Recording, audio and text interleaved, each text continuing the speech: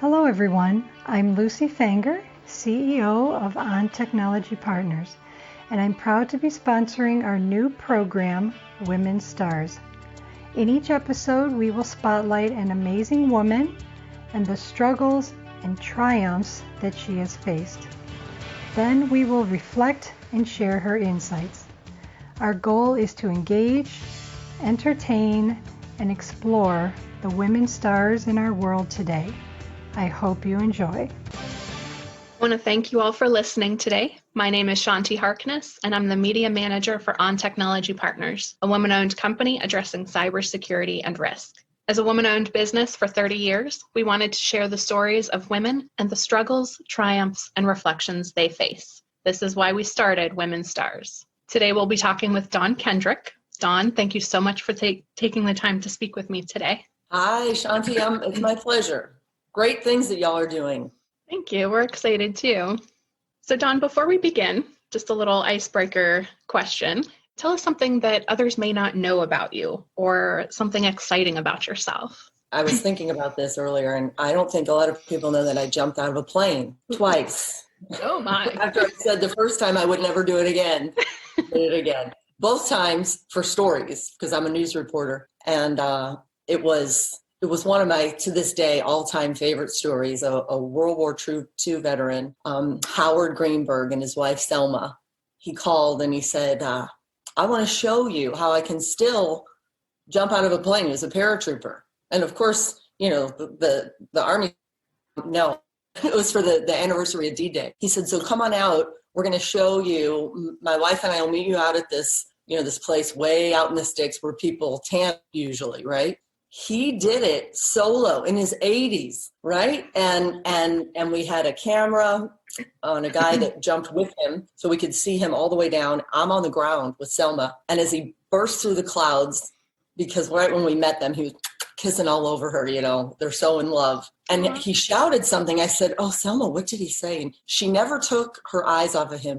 He said, Selma, I love you. And I went, oh. And then she said, again, not taking her eyes off of him, she said, I love him too. I just wish he'd start acting his age. Right? And so when the guy who does the tandem jumps there said, you know how you could experience this? He had this thick Irish accent.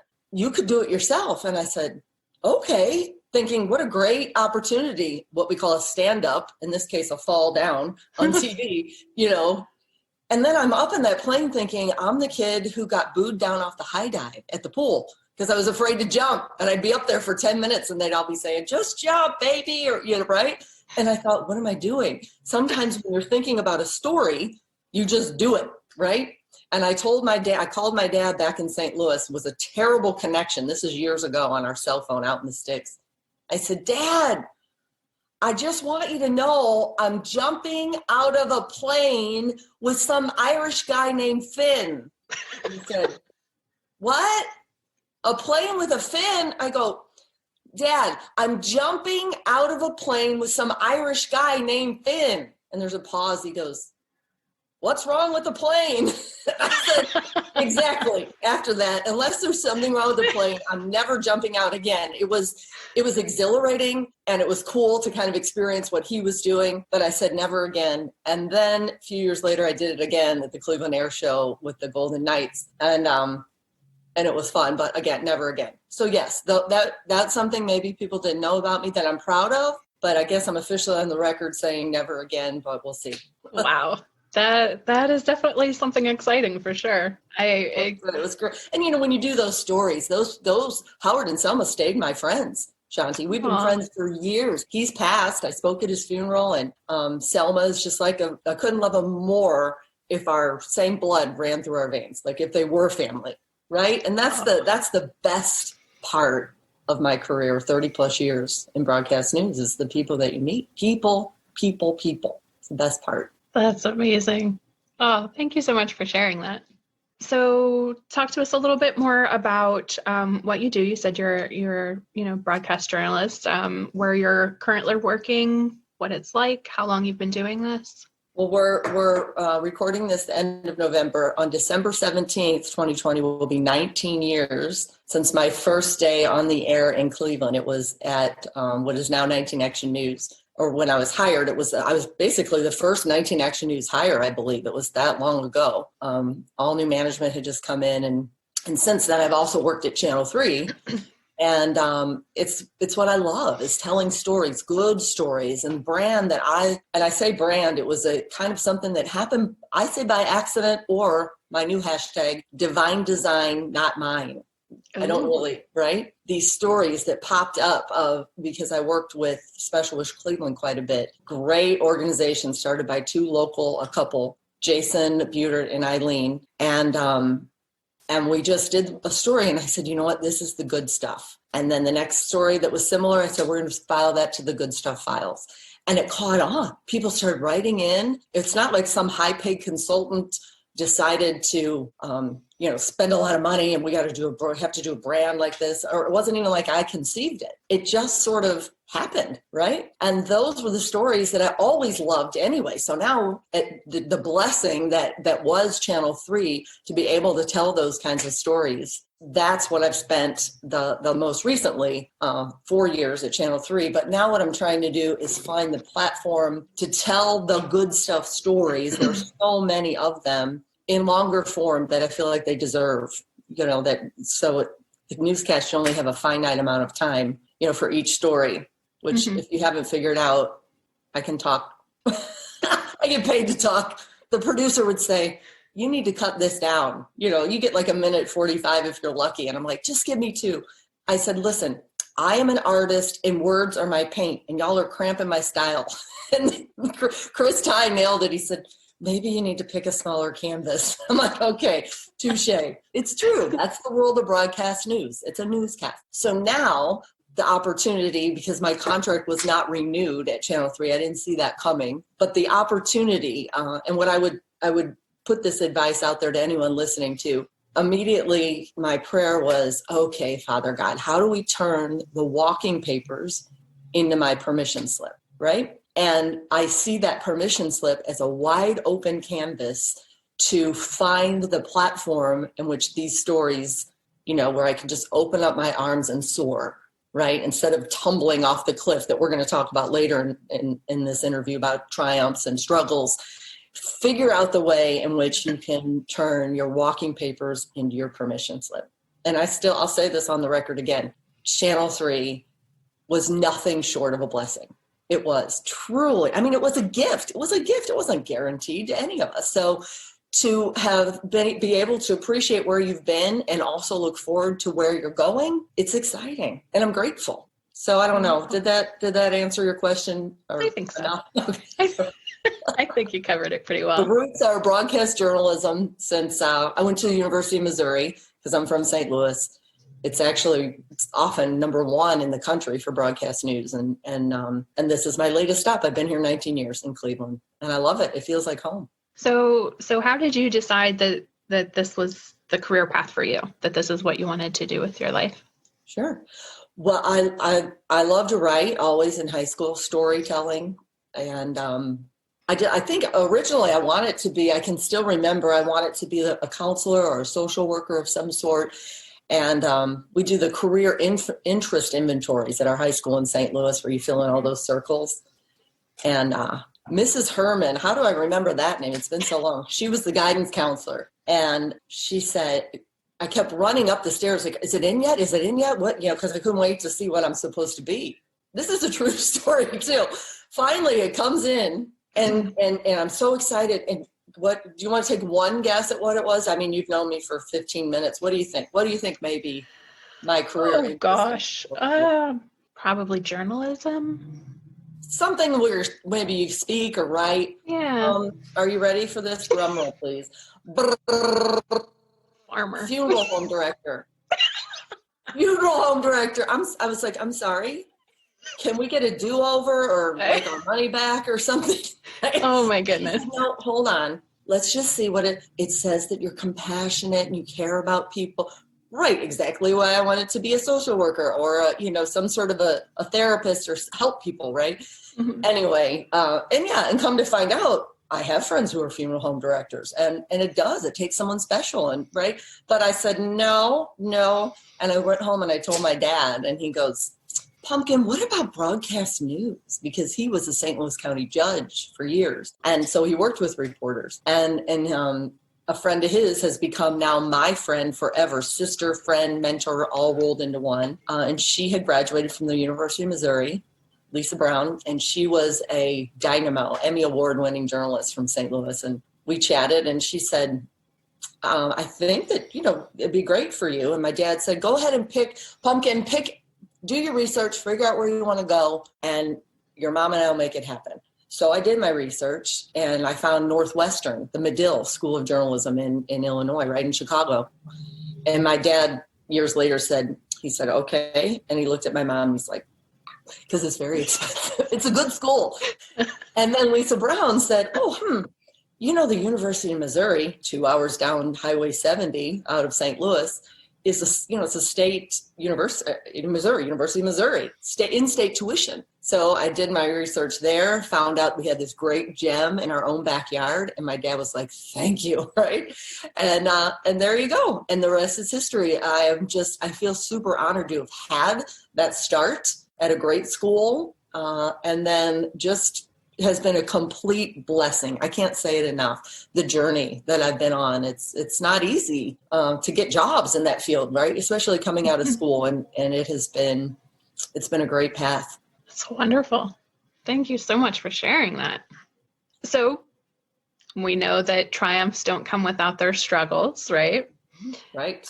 So what have been some of your biggest struggles? This can be either personally or professionally. Yep. Really, how did you get through them, and what kind of impact did they have on your life or career? Yeah, and that's a very good question. I'm going to start with the most current right now. I mean, look at how many struggles, even in the last year, that none of us saw coming, right? Yeah, absolutely. And so for me, it has been that career path, the opportunity, and I choose those words intentionally, the opportunity to do something else, still capitalizing on telling the stories that I love. But that was a huge struggle, right? Because it happens all the time in this business, right? All the time. Contracts aren't renewed, but it's very humbling when it happens to you. It's very humbling. And so the struggle is staying rooted in my mantra, which I know you told me the questions, and this is probably coming up later, but my mantra for years, since I had knee surgery, is patience, humility, gratitude, repeat. I say it all day long. Patience, humility, gratitude, repeat. You pick one of those words to get rooted in any given day, and the rest are easy, no matter what you're up against. It's true. It's really true. So that struggle, out of the struggle of something I would not and could not have scripted in my own life, ended up with the triumph of a recipe that kind of works for the rest of my life, right? Because none of us get to write the script. We don't know what's next. And so that would be, I would say, probably the greatest thing that I learned out of that struggle of not being in control, if you will, to figure out how you roll with the punches to be better. Definitely relatable. And yeah, you're right. We're not in control. No. And I'm sure so many of us wish that we just had this crystal ball. We could just make anything happen for us, and life would be a breeze. Right. And when that happens, we won't have any need for these interviews because we won't have to lean on each other. Right. Yeah. And for me, what I did, Shanti, is when you know the best good stuff stories that I've done, they're all about people who are overcoming. The best good stuff often comes from really the crappy stuff, the stuff you wouldn't wish on your worst enemy. I could show you, I have over here like 100 of these little notepads right here that I just, in the last 2 days, I need to put them back in the computer. There's so many stories that keep coming up of people who have been in situations, again, that you wouldn't wish on your worst enemy, but they survive. Not only do they survive and thrive in spite of and because of it. So when you get a little, when parents are burying 9-year-olds with half a leg because amputating it wasn't enough to beat Ewing sarcoma, and then they still find a way to get up every morning and put their feet on the floor and raise all this money for Ewing sarcoma research. If they can do that, I'm pretty sure this little obstacle of the opportunity to go another route is like this. That's literally what I thought of that day. I'm like, I'm going to draw from these families that I love so much. And I got this. We got this. I'm not sure how. We're going to figure it out, but let's go. Let's go. That's the stories I live for are the ones that teach me the life lessons. So what was the question? I'm usually asking the question. I think it was about the struggles. Yeah, right. And that's it. That's getting through them. Just keep going. Just keep going. Patience, humility, gratitude, repeat. And the two mantras of the Good Stuff family, which is the brand that I have now, and it has a following. Two of them are together we can, together we will, which comes from my dad. He used to say that all the time. He passed away 6 years ago. It'll be in February, but that's what he always said. Together we can, together we will. I have his handwriting still hanging up on the refrigerator to remind me. So kind of he lives on through this brand, right? And it's true. All the stories are about people rising up for other people. It's ridiculous how much good stuff is out there now, this year, more than ever.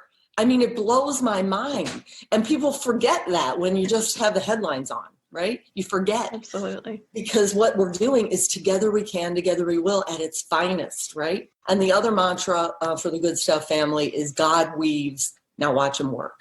And I believe that.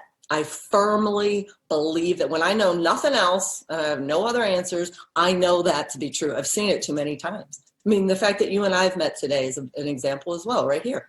Another new friend, another awesome person added to welcome to the Good Stuff family. Maybe you didn't want to be, but I'm signing you up. And that's what gets me up in the morning, right? What do you have, God? What do you have now? What do you have next? What kind of people are out there that are not only going to inspire me, but hopefully, humbly, and with patience and humility and gratitude, I can be the megaphone for their stories to inspire people beyond even Northeast Ohio, hopefully. Yeah. It's phenomenal. Oh, that's so exciting. So let's shift gears a little bit and talk a little bit about your biggest triumph. And if you could share what that triumph is and what makes it so great for you. I have to say, of course, there have been many, I'm sure, but most recently, the struggle paved the way for the greatest triumph. And how do I sit here and tell you that I've triumphed over that roadblock, the curveball? Not entirely sure what that answer is going to be because I'm still working on a perfect platform to tell these stories. But I feel triumphant in that I have a wide open landscape to do it. It's just standing on faith and working hard every day. I put 2 feet on the floor in the morning and I say, all right, Father God, I have 2 feet on the floor. I might not make it past the Keurig machine, but I'm going to ask that you would order my steps, right? That you would open wide the doors that need to be open, close tightly the doors that need to be closed, which be careful when you pray that because it happens sometimes. You're like, what? And then you're like, okay, fine, right? Mm-hmm. Open the doors that need to be open. Close the doors that need to be closed that by my knowledge would have made sense, and grant me discernment. And thank you, by the way, for the blessings that are already on their way. Amen. That's the prayer every day. And you can't pray that and believe it and not know that triumph is in the making. So there it is. I believe I'm in the middle of my biggest triumph. That's excellent. And such a wonderful prayer, and I think sometimes we can forget that, things do happen for a reason. And, we might not be able to see it at the time. We might not understand it at the time. Oftentimes we don't. We might not understand it for years, if ever. But at least in my experience, and it sounds like yours as well, every struggle or obstacle that has presented itself has led to something better. Even though it feels horrible at the time, absolutely, it has always led to something better and greater than I could ever even imagine or conceive of. You nailed it. You nailed it. And the opportunity to be able, especially now, look at how much we've learned Zoom in the last year, right? The opportunity to do the things that we're like, oh man, I can't interview people in person. This is an opportunity for us to share our stories, like you just said. And that in itself is a blessing that we didn't see coming from the, from COVID and from all these things that were like, I'm sorry, what just happened? How many times do you think that during the day, right? Mm-hmm. But to see the blessing in all of it, that is, I mean, that's the good stuff. And I meant to say that. It is the good stuff. It's all around us. And I think my challenge to anyone listening here is just look for it. Open your eyes, mm-hmm. Turn the TV off for a little bit of all the drone and the noise that weighs our hearts down and makes us second guess everything that we know, and go look for everything that's happening because of and in spite of it. It's out there. And I'm going to hopefully bring you those stories. And I think a lot of it has to do with our perception. So sure. if we change our perception of things, we're going to open up wonderful opportunities. If we perceive that everything is, all doom or gloom, or that, that we're the victim, or, everything is happening to us instead of being the orchestrator of our lives, we're going to have a different experience of everything that we're going through. But if we change those perceptions, change those understandings, everything changes. It is the one thing we have control of, right, Shanti, mm-hmm. is our attitude. Absolutely. Right? That's it. And trust me, right, in a world where we don't feel like we have much control over anything anymore as we knew it, the truth is it's a great opportunity to work on our attitude. And it just, last week, I was cleaning out do you have those like bins, those plastic bins with the lids with the, from years of like memories and stuff. Mm-hmm. Well, I was trying to downsize and I'm going through all this stuff I didn't need. I'm sticking stuff through the shredder. Why was I holding on to all, why do you need utility bills from 15 years? Well, I don't know what I was thinking. Like, I'm so, get rid of it. But then you find these gems in there where it's like, oh, the memories. I had this moment where I'm like, if whatever's happening today, in 10 years, you could put it through the shredder and not care less about it, then let it go. Mm-hmm. Bye, right? Just picture it, gone. But if it's something that fills your heart and your soul and you're going to cherish it, then hold on. Hold on. That's the stuff you'll hold on to, Liz. It was very, I thought it was just a cleaning day. It turned out to be very spiritual, right? And it's true. I'm not going to hold on to the things that are not going to matter 10 years down the road. Or on our deathbed, right? Yeah. Excellent advice. So what are some tips or tricks that you use to help you get through some of your challenging times? Yeah, I would point to the stuff I already said about standing rooted in patience, humility, and gratitude. But also for me, the challenge is to stop accepting other people's opinion of you.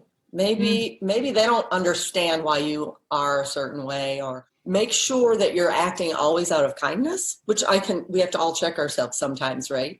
But I would say one of the biggest things that I've learned to do is try to be better, take constructive criticism, but stop defining ourselves by the critics, right? Who do not know your heart and your soul the way you do.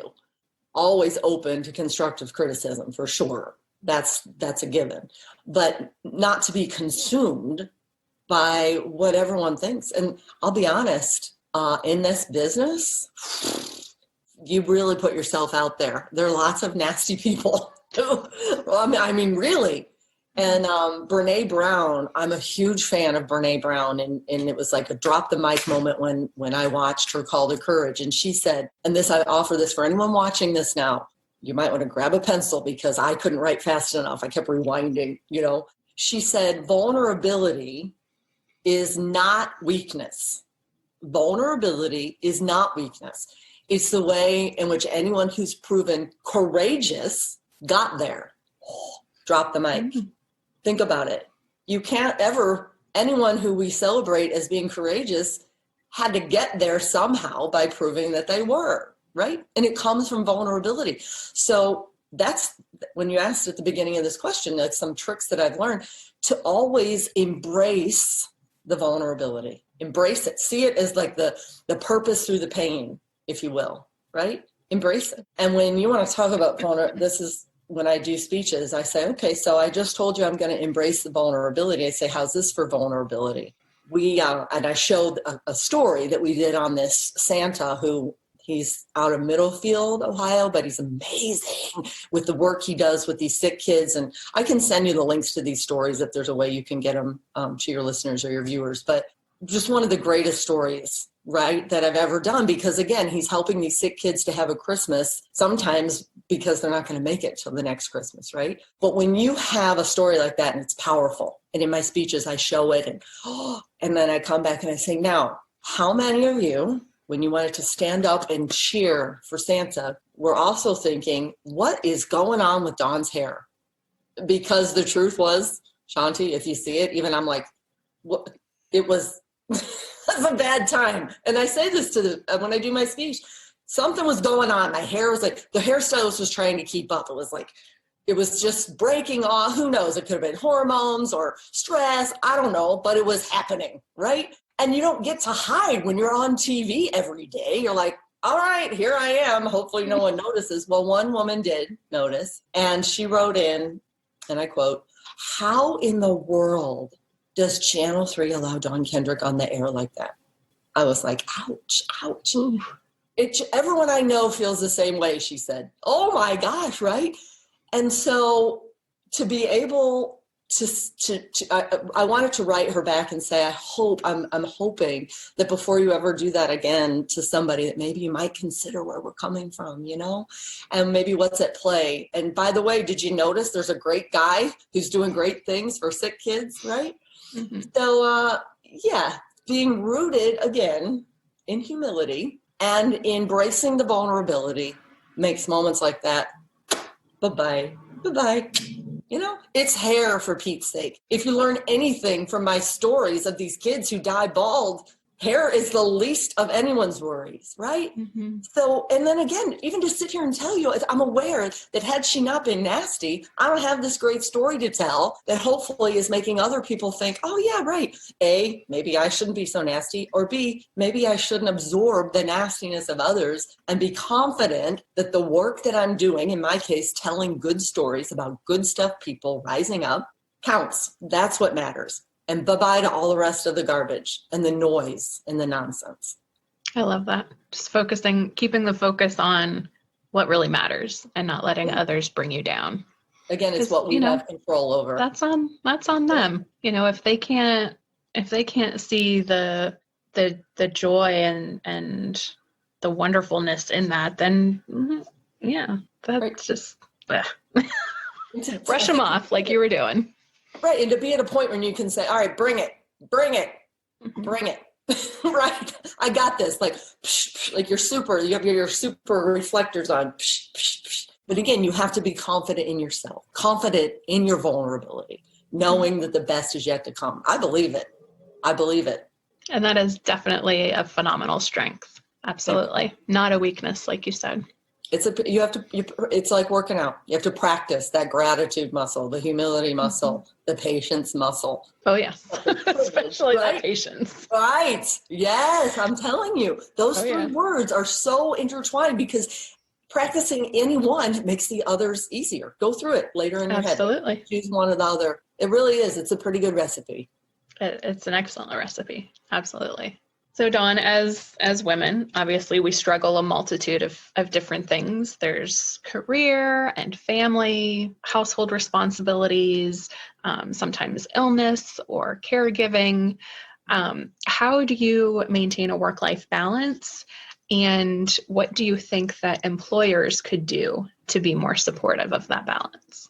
I'm going to be honest. My last employer, Channel 3, was amazing. I had only been there a month. And my dad passed away. And we knew the doctor gave him that news, we need to get your affairs in order. I was with him and he had just retired. I mean, he was spending time with my niece and nephew and I had only been there a month. And even from the day I started, they knew he was sick and they were so gracious and take your time, do what you need to do. What a blessing that was. to all the employees like WKYC who do that and who nurture those moments in people's lives and treat you like family. I felt like they were family. They got it. You know, I was in St. Louis, but it was like they were physically there, just in their support. So I would say for employers, I would highly recommend that. Just ask yourself, how can you be human? How can you find the family value in your employee? And employees work so that you're worthy of that as well. Like I said it, I still am saying it, what a blessing it was to be there. So I worked extra hard, like, because I don't have children, and that's not how, it wasn't planned. It just happened happened to be.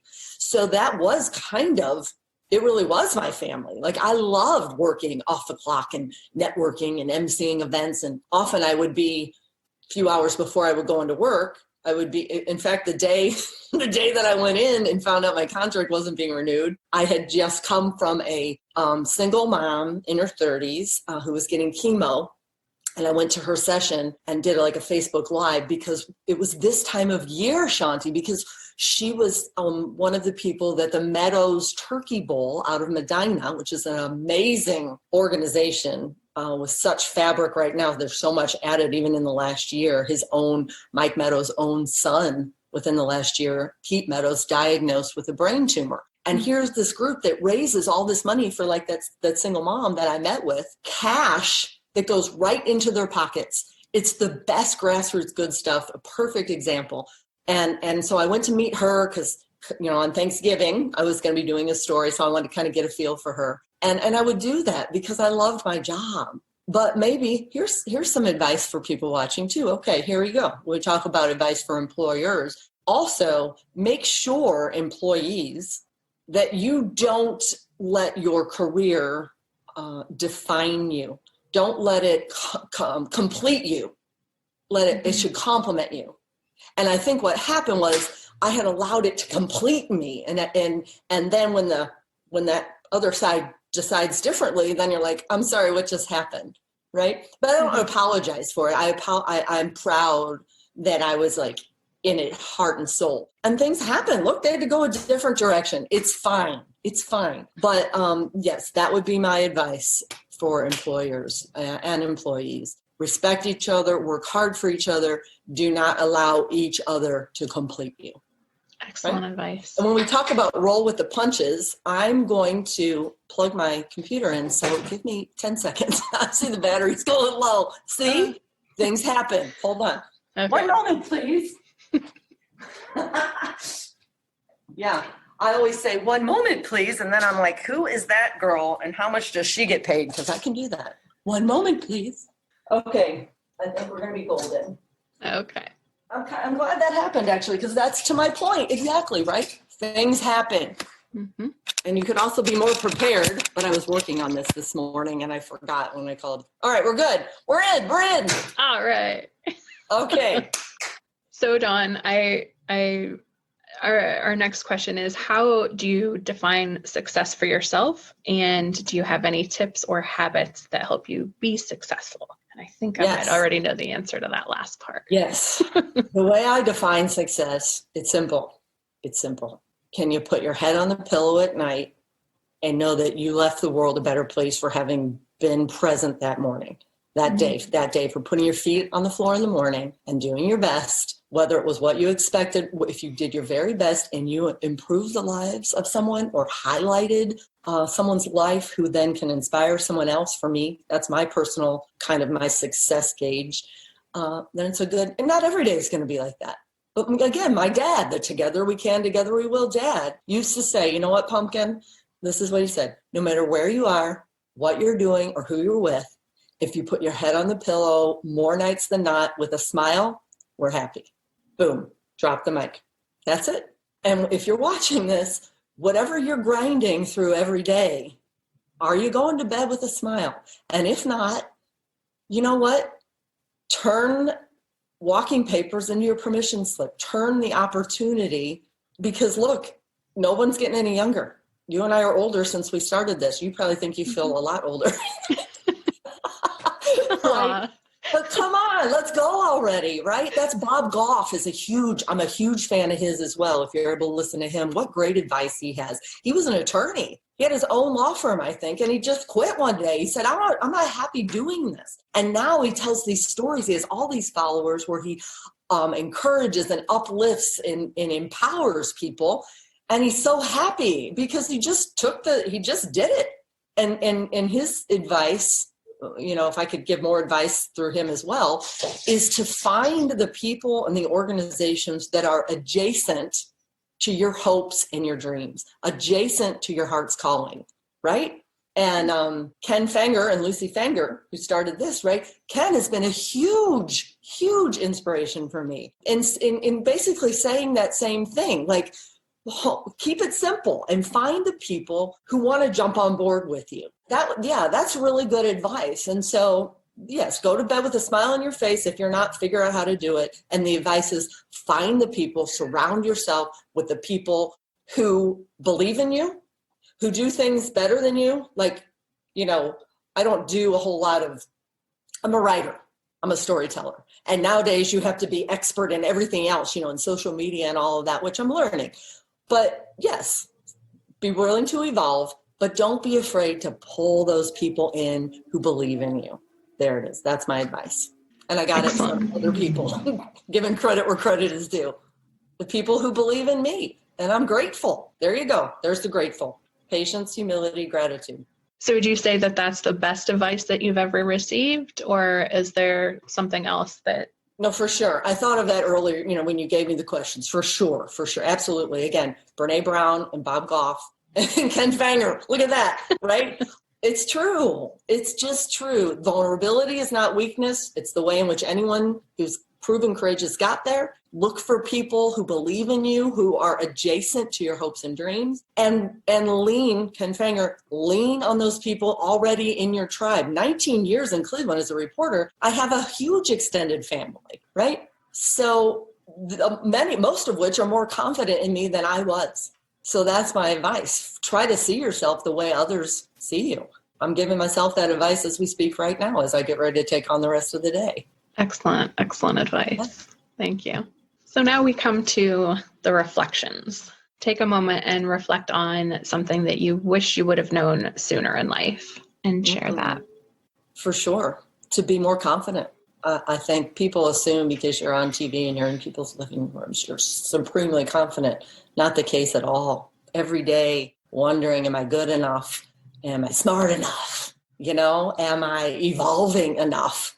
All good questions, if you want to keep improving, but to not let the weight of those questions weigh me down and prevent me from moving forward and just taking the next best step. That's it. Like the prayer in the morning, guide my steps. One step today. What's the first step into the future that I envision and out of those dark, scary questions? The first step. Just take the first step. That's it. Because then you're going to get the next step and the next step, right? And even it's true, right? Because even when we get to where we think we want to be, there's still going to be more opportunity to be better. Mm-hmm. And I heard a podcast last night from Bob Goff where he's so funny. He's very smart. He said we only have X amount of hours in average in a life, and he's in his 60s. And he's doing the math times 365 minus that. He's like, I don't have a whole lot of time left. But all I kept thinking was look at how much good you have done. Bob Goff, Goff, by the way, if you haven't heard of him. He's just so inspirational. And so that's what I wish I would have learned. But listen, you know what? We're younger now than we're ever going to be. Think about that. So I'm taking that advice and I'm going full speed ahead. That would be what I would tell the people who are listening or watching this right now, that would be my tip from experience and what I learned. I would say the hard way maybe, but just grateful to have learned it. Again, the purpose through the pain, if you will. Everything for a reason. Growing, evolving, confident, humble, grateful, patient. Perfect. I have nothing to add to that. What's that? I said, amen, stick a fork in it. There you go. Yeah. Yep. Oh, that's wonderful. So aside from what you have shared already, that is absolute wonderful advice and tips, is there any advice that you would give to young women that are just beginning their careers? Yeah. See your worth. See your worth. Stay humble, but see your worth. Because if you don't, who is? Who's going to see it if you don't?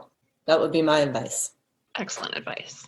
I think to expand off of that, not just see your worth, but demand your worth. Oh, I love it. Because you can see your worth, but then just let it fall by the wayside and allow yourself to be trampled on or controlled or manipulated. But I think to expand on that, see your worth and then demand it. And Shanti, when we say together we can, together we will, I'm so glad, and God weaves, now watch him work, that I met you today. Because what you just said to me, it speaks to me. And that's what we do. That's how we're getting through all of this. We're leaning on each other. And thank you for reminding me to not just see my worth, but to demand it.